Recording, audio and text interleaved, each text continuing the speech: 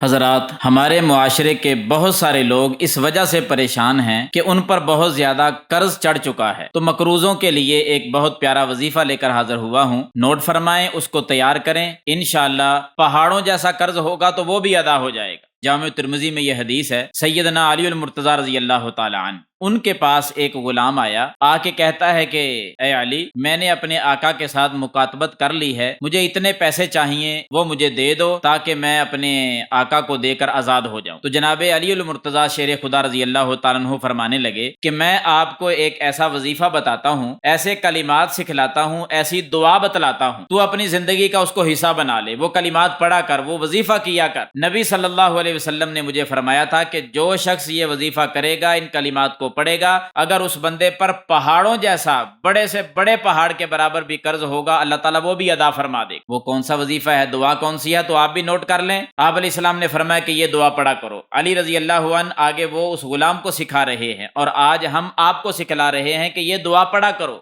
کون سی؟